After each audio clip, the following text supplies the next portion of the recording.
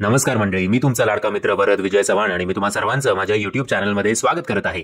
मंडळी, finally multiple delays नंतर मैदान हा सिनेमा मैदानमध्ये उतरण्यासाठी सज्ज झालेला आहे. मल्टिपल डिलेज मी का बोलतोय, कारण पहिली याची रिलीज डेट जी होती ती अनाऊन्स केली होती 27 नोव्हेंबर 2020, त्यानंतर 11 डिसेंबर 2020, त्यानंतर 13 ऑगस्ट 2021, मग 3 जून 2022, मग 23 जून 2022 आणि आता फायनली ईदला एप्रिलला 2024ला हा सिनेमा रिलीज होत आहे.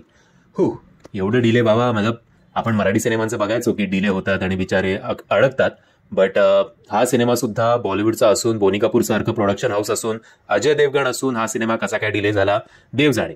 यामागचं कारण असं म्हटलं जातं की याचं जे कास्टिंग होतं ते कास्टिंग करायलाच 1 वर्ष लागलं.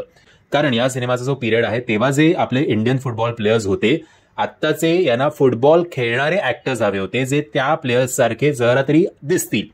सो कास्टिंगमध्ये भरपूर मेहनत घेण्यात आली आहे, याच्यात काहीही शंका नाहीये. हा एक बायोपिक सिनेमा आहे. सय्यद अब्दुल रहीम यांच्यावर आधारित हा सिनेमा आहे. असं म्हटलं जातं की जोपर्यंत ते ऍक्टिव्ह होते, आपले कोच होते इंडियन फुटबॉल टीमचे, तो एरा जो आहे तो इंडियन फुटबॉल टीमचा सगळ्यात गोल्डन एरा होता. आता या सिनेमाचा क्लॅश आहे बडे मियां छोटे मियां बरोबर.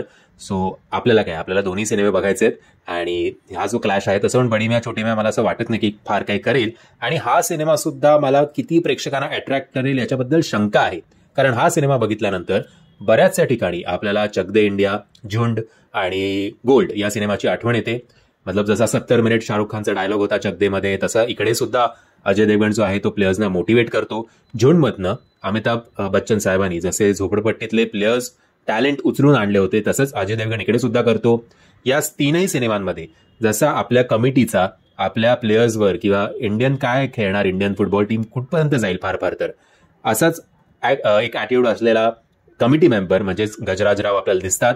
या सगळ्या ऑड्सचा सामना करत कसं आपण त्या ग्लोरीपर्यंत पोहोचतो, ही जर्नी याआधी आपण अनेक वेळा बघितली आणि आता ती पुन्हा एकदा आपल्याला या सिनेमाच्या माध्यमातून बघायला मिळणार आहे.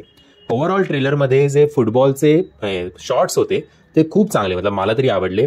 बट असं एक असतं ना बकेट लिस्ट की नाही हा सिनेमा बघायलाच हवा, ते कुठेतरी मिसिंग वाटतंय. कदाचित हवा जे मल्टिपल डिलेज झाले त्याच्यामुळे याची जी हवा होती ती उतरत चालली असेल, बट काहीही सांगता येत नाही.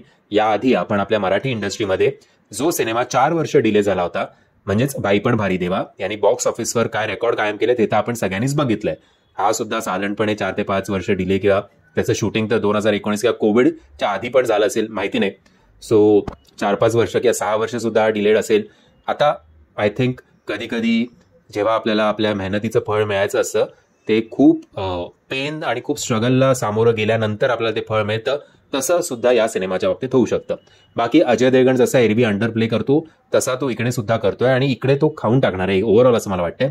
बाकी अजय देवगण स्वतः एक डार्क हॉर्स आहे, त्याला बरेच वेळा अंडर एस्टिमेट केलं जातं आणि काला घोडा जसा नंतर रेस जिंकतो तसाच अजय देवगण आपण बरेच वेळा बघतो की तो बॉक्स ऑफिस जो आहे तो डॉमिनेट करायला लागतो. आणि त्याचबरोबर प्रियमणी आणि गजराजराव सारखे जे ऍक्टर्स आहेत, तो ऍक्टिंगच्या बाबतीत हा खूप चांगला होणार आहे सिनेमा. आता जे फुटबॉल प्लेयर्स जे थोडा अभिनय करू शकतात ते अभिनय कसा करणार आहेत हे आपल्याला थिएटरमध्येच कळेल. सो या ईदला आता आपण बडे मियां छोटी मियां आणि मैदान हा सिनेमा बघणार आहोत. तुम्ही जर हा ट्रेलर बघितला नसेल तर त्याची लिंक मी तुम्हाला खाली डिस्क्रिप्शन बॉक्समध्ये देतोय. मी आशा करतो तुम्हाला हा व्हिडिओ आवडला असेल. जर तुम्हाला हा व्हिडिओ आवडला असेल तर प्लीज या व्हिडिओला लाईक, शेअर आणि चॅनलला सबस्क्राईब करायला विसरू नका. जय हिंद, जय महाराष्ट्र.